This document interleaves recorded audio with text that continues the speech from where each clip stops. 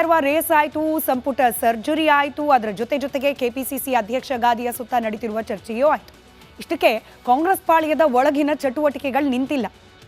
Honey trap ಅನ್ನೋ ದೊಡ್ಡ bomb ಸಿಡಿಸಿದ ನಂತರದಲ್ಲಿ ಸಚಿವ KN ರಾಜಣ್ಣ ಹಾಗೆ ಅವರ ಮಗ ರಾಜೇಂದ್ರ ರಾಜ್ಯದಲ್ಲಿ ಸದ್ದು ಮಾಡ್ತಲೇ ಇದ್ದಾರೆ. ಕೊಲೆ ಯತ್ನ ಕೇಸ್ ಕೂಡ ಇದೀಗ ದಾಖಲಾಗಿದ್ದು ತನಿಖೆ ನಡೀತಾ ಇದೆ. ಇದರ ಮಧ್ಯೆ ಕೊಲೆ ಯತ್ನದ ಕೇಸ್ನ ತನಿಖೆಯ ಮಧ್ಯೆ ಹನಿ ಟ್ರ್ಯಾಪ್ ಕೇಸ್ ಮರೆಯಾಗ್ತಿದೆಯಾ, ಫೇಡ್ ಔಟ್ ಆಗ್ತಿದೆಯಾ ಅನ್ನೋ ಅನುಮಾನ ಕೂಡ ಇದೆ. ಎಲ್ಲದರ ನಡುವೆ ಬಸನಗೌಡ ಯತ್ನಾಳ್ ಅವರು ಇದೇ ಹನಿ ಟ್ರ್ಯಾಪ್ ವಿಚಾರಕ್ಕೆ ಸಂಬಂಧಪಟ್ಟಂತೆ ಹೊಸದೊಂದು ಬಾಂಬ್ ಅನ್ನೇ ಸಿಡಿಸಿದ್ದಾರೆ.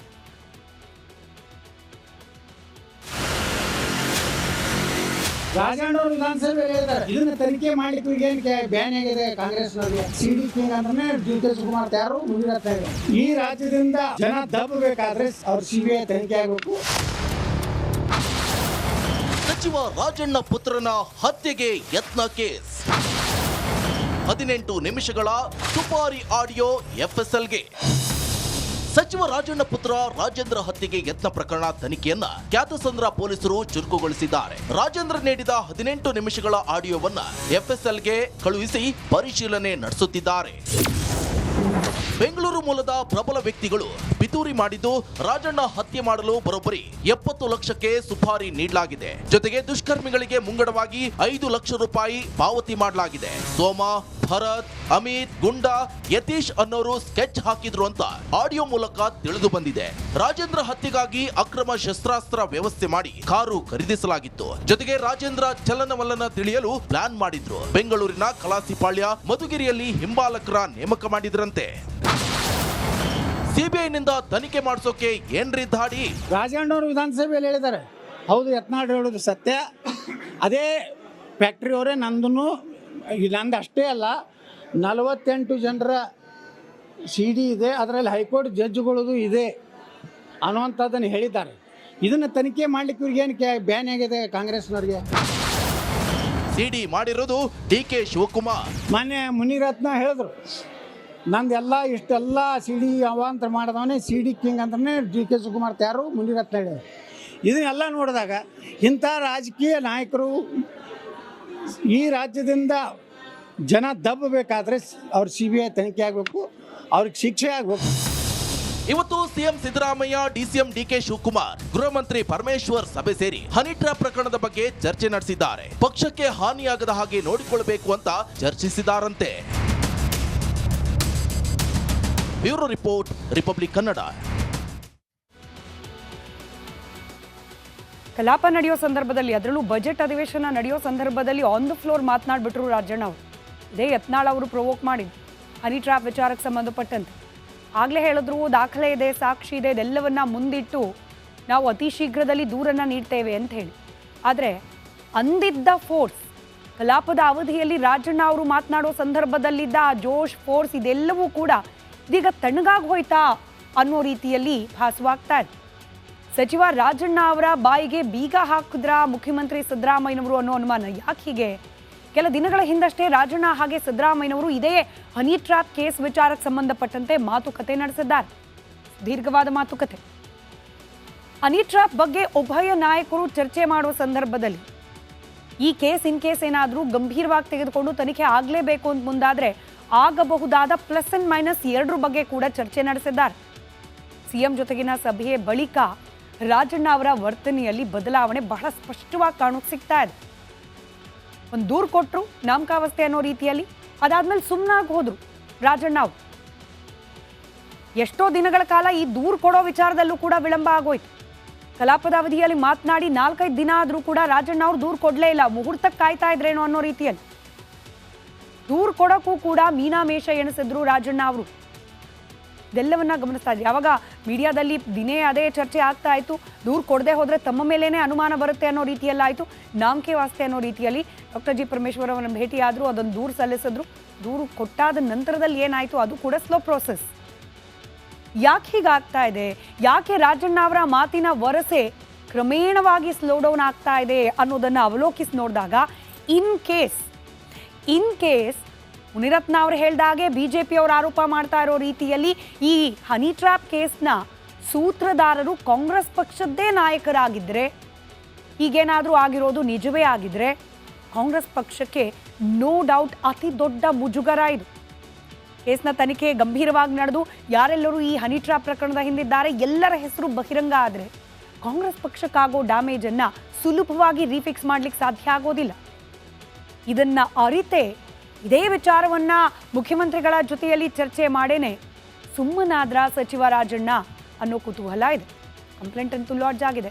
ನಾನಾಗಲೇ ಹೇಳಿದಾಗೆ ಅವರ ಪುತ್ರ ರಾಜಣ್ಣ ಅವರ ಪುತ್ರ ರಾಜೇಂದ್ರ ಅವರು ಹನಿ ಟ್ರ್ಯಾಪ್ ಅನ್ನೋದಕ್ಕಿಂತ ಹೆಚ್ಚಾಗಿ ಕೊಲೆ ಯತ್ನ ಅಂತ ಹೇಳಿ ಕೇಸ್ ಕೊಟ್ಟಿದ್ದಾರೆ. ಡಾಕ್ಟರ್ ಜಿ ಪರಮೇಶ್ವರ್ ಅವರ ಬಳಿಯಲ್ಲಿರ್ತಕ್ಕಂಥ ರಾಜಣ್ಣ ಅವರ ದೂರು, ಹಾಗೆ DGIGP ಅವರ ಬಳಿಯಲ್ಲಿ, ಹಾಗೆ ತುಮಕೂರು SP ಬಳಿಯಲ್ಲಿ ರಾಜೇಂದ್ರ ಅವರು ಸಲ್ಲಿಸಿರುವ ದೂರು ನಿಜಕ್ಕೂ ಕೂಡ ಲಾಜಿಕಲ್ ಎಂಡ್ವರೆಗೂ ಹೋಗುತ್ತಾ? ಈ ಆರೋಪದ ಹಿಂದಿರುವ ಮುಖಗಳು, ಸೂತ್ರಧಾರಿಗಳು ಅಂತ ಹೇಳಿ ಯಾರನ್ನೆಲ್ಲ ಒಟ್ಟು ಮಾಡಿ ತೋರಿಸಿದ್ದಾರೆ ಅವರೆಲ್ಲರ ಹೆಸರು ಬಹಿರಂಗ ಆಗುತ್ತಾ? ಅನುಮಾನ ಇದೆ, ಕಾದ್ ನೋಡೋಣ. ಇನ್ನು ಇರುವ ರೇಸ್ ಆಯಿತು, ಸಂಪುಟ ಸರ್ಜರಿ ಆಯಿತು, ಅದರ ಜೊತೆಗೆ KPCC ಅಧ್ಯಕ್ಷ ಗಾದಿಯ ಸುತ್ತ ನಡೀತಿರುವ ಚರ್ಚೆಯೂ ಆಯಿತು.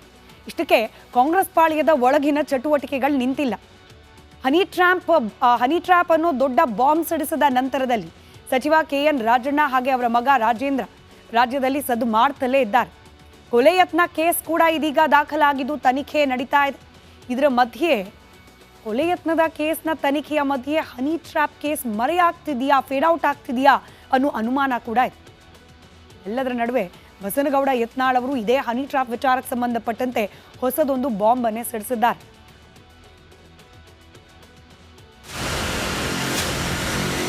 ರಾಜಣ್ಣ ಅವರು ವಿಧಾನಸಭೆಯಲ್ಲಿ ಹೇಳಿದ್ದಾರೆ, ಇದನ್ನ ತನಿಖೆ ಮಾಡ್ಲಿಕ್ಕೆ ಏನು ಬ್ಯಾನ್ ಆಗಿದೆ ಕಾಂಗ್ರೆಸ್ನವ್ರಿಗೆ. CD ಕಿಂಗ್ ಅಂದ್ರೆ DK ಶಿವಕುಮಾರ್ ಯಾರು ಮುಂದಿರತ್ತ. ಈ ರಾಜ್ಯದಿಂದ ಜನ ದಬ್ಬಬೇಕಾದ್ರೆ ಅವ್ರ CBI ತನಿಖೆ ಆಗಬೇಕು. ಸಚಿವ ರಾಜಣ್ಣ ಪುತ್ರನ ಹತ್ಯೆಗೆ ಯತ್ನ ಕೇಸ್ 18 ನಿಮಿಷಗಳ ತುಪಾರಿ ಆಡಿಯೋ FSLಗೆ. ಸಚಿವ ರಾಜಣ್ಣ ಪುತ್ರ ರಾಜೇಂದ್ರ ಹತ್ಯೆಗೆ ಯತ್ನ ಪ್ರಕರಣ ತನಿಖೆಯನ್ನ ಕ್ಯಾತಸಂದ್ರ ಪೊಲೀಸರು ಚುರುಕುಗೊಳಿಸಿದ್ದಾರೆ. ರಾಜೇಂದ್ರ ನೀಡಿದ 18 ನಿಮಿಷಗಳ ಆಡಿಯೋವನ್ನ FSLಗೆ ಕಳುಹಿಸಿ ಪರಿಶೀಲನೆ ನಡೆಸುತ್ತಿದ್ದಾರೆ. ಬೆಂಗಳೂರು ಮೂಲದ ಪ್ರಬಲ ವ್ಯಕ್ತಿಗಳು ಪಿತೂರಿ ಮಾಡಿದ್ದು ರಾಜಣ್ಣ ಹತ್ಯೆ ಮಾಡಲು ಬರೋಬ್ಬರಿ 70 ಲಕ್ಷಕ್ಕೆ ಸುಪಾರಿ ನೀಡಲಾಗಿದೆ. ಜೊತೆಗೆ ದುಷ್ಕರ್ಮಿಗಳಿಗೆ ಮುಂಗಡವಾಗಿ 5 ಲಕ್ಷ ರೂಪಾಯಿ ಪಾವತಿ ಮಾಡಲಾಗಿದೆ. ಸೋಮ, ಭರತ್, ಅಮಿತ್, ಗುಂಡಾ, ಯತೀಶ್ ಅನ್ನೋರು ಸ್ಕೆಚ್ ಹಾಕಿದ್ರು ಅಂತ ಆಡಿಯೋ ಮೂಲಕ ತಿಳಿದು ಬಂದಿದೆ. ರಾಜೇಂದ್ರ ಹತ್ಯೆಗಾಗಿ ಅಕ್ರಮ ಶಸ್ತ್ರಾಸ್ತ್ರ ವ್ಯವಸ್ಥೆ ಮಾಡಿ ಕಾರು ಖರೀದಿಸಲಾಗಿತ್ತು. ಜೊತೆಗೆ ರಾಜೇಂದ್ರ ಚಲನವಲನ ತಿಳಿಯಲು ಪ್ಲಾನ್ ಮಾಡಿದ್ರು. ಬೆಂಗಳೂರಿನ ಕಲಾಸಿಪಾಳ್ಯ, ಮಧುಗಿರಿಯಲ್ಲಿ ಹಿಂಬಾಲಕರ ನೇಮಕ ಮಾಡಿದ್ರಂತೆ. CBIನಿಂದ ತನಿಖೆ ಮಾಡಿಸೋಕೆ ಏನ್ರಿ ಧಾಡಿ? ರಾಜಣ್ಣ ಅವರು ವಿಧಾನಸಭೆಯಲ್ಲಿ ಹೇಳಿದ್ದಾರೆ, ಹೌದು ಯತ್ನಾಳ್ ಹೇಳೋದು ಸತ್ಯ. ಅದೇ ಫ್ಯಾಕ್ಟ್ರಿ ಅವರೇ ನಂದು ಅಷ್ಟೇ ಅಲ್ಲ, 48 ಜನರ CD ಇದೆ, ಅದರಲ್ಲಿ ಹೈಕೋರ್ಟ್ ಜಡ್ಜ್ಗಳದು ಇದೆ ಅನ್ನುವಂಥದ್ದನ್ನು ಹೇಳಿದ್ದಾರೆ. ಇದನ್ನು ತನಿಖೆ ಮಾಡ್ಲಿಕ್ಕೆ ಇವ್ರಿಗೆ ಏನು ಬ್ಯಾನ್ ಆಗಿದೆ ಕಾಂಗ್ರೆಸ್ನವ್ರಿಗೆ. CD ಮಾಡಿರೋದು DK ಶಿವಕುಮಾರ್. ಮೊನ್ನೆ ಮುನಿರತ್ನ ಹೇಳಿದ್ರು, ಇಷ್ಟೆಲ್ಲ CD ಅವಾಂತರ ಮಾಡಿದವನೇ CD ಕಿಂಗ್ ಅಂದ್ರೆ DK ಶಿವಕುಮಾರ್ ಯಾರು ಮುನಿರತ್ನ ಹೇಳಿದ್ರು. ಇದನ್ನೆಲ್ಲ ನೋಡಿದಾಗ ಇಂಥ ರಾಜಕೀಯ ನಾಯಕರು ಈ ರಾಜ್ಯದಿಂದ ಜನ ದಬ್ಬಬೇಕಾದ್ರೆ ಅವ್ರ CBI ತನಿಖೆ ಆಗಬೇಕು, ಅವ್ರಿಗೆ ಶಿಕ್ಷೆ ಆಗಬೇಕು. ಇವತ್ತು CM Siddaramaiah, DCM DK Shivakumar, ಗೃಹ ಮಂತ್ರಿ ಪರಮೇಶ್ವರ್ ಸಭೆ ಸೇರಿ ಹನಿ ಟ್ರ್ಯಾಪ್ ಪ್ರಕರಣದ ಬಗ್ಗೆ ಚರ್ಚೆ ನಡೆಸಿದ್ದಾರೆ. ಪಕ್ಷಕ್ಕೆ ಹಾನಿಯಾಗದ ಹಾಗೆ ನೋಡಿಕೊಳ್ಳಬೇಕು ಅಂತ ಚರ್ಚಿಸಿದಾರಂತೆ. Bureau report, Republic Kannada. ಕಲಾಪ ನಡೆಯೋ ಸಂದರ್ಭದಲ್ಲಿ, ಅದರಲ್ಲೂ ಬಜೆಟ್ ಅಧಿವೇಶನ ನಡೆಯೋ ಸಂದರ್ಭದಲ್ಲಿ ಆನ್ ದ ಫ್ಲೋರ್ ಮಾತನಾಡ್ಬಿಟ್ರು ರಾಜಣ್ಣ ಅವರು. ಇದೇ ಯತ್ನಾಳ್ ಅವರು ಪ್ರೊವೋಕ್ ಮಾಡಿದ್ರು ಹನಿ ಟ್ರ್ಯಾಪ್ ವಿಚಾರಕ್ಕೆ ಸಂಬಂಧಪಟ್ಟಂತೆ. ಆಗಲೇ ಹೇಳಿದ್ರು, ದಾಖಲೆ ಇದೆ, ಸಾಕ್ಷಿ ಇದೆ, ಇದೆಲ್ಲವನ್ನ ಮುಂದಿಟ್ಟು ನಾವು ಅತಿ ಶೀಘ್ರದಲ್ಲಿ ದೂರನ್ನ ನೀಡ್ತೇವೆ ಅಂತ ಹೇಳಿ. ಆದರೆ ಅಂದಿದ್ದ ಫೋರ್ಸ್, ಕಲಾಪದ ಅವಧಿಯಲ್ಲಿ ರಾಜಣ್ಣ ಅವರು ಮಾತನಾಡೋ ಸಂದರ್ಭದಲ್ಲಿದ್ದ ಆ ಜೋಶ್, ಫೋರ್ಸ್ ಇದೆಲ್ಲವೂ ಕೂಡ ಇದೀಗ ತಣ್ಣಗಾಗಿ ಹೋಯ್ತಾ ಅನ್ನೋ ರೀತಿಯಲ್ಲಿ ಭಾಸವಾಗ್ತಾ ಇದೆ. ಸಚಿವ ರಾಜಣ್ಣ ಅವರ ಬಾಯಿಗೆ ಬೀಗ ಹಾಕಿದ್ರ ಮುಖ್ಯಮಂತ್ರಿ ಸಿದ್ದರಾಮಯ್ಯನವರು ಅನ್ನೋ ಅನುಮಾನ. ಯಾಕೆ ಹೀಗೆ?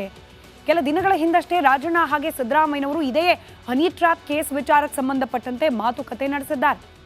ದೀರ್ಘವಾದ ಮಾತುಕತೆ.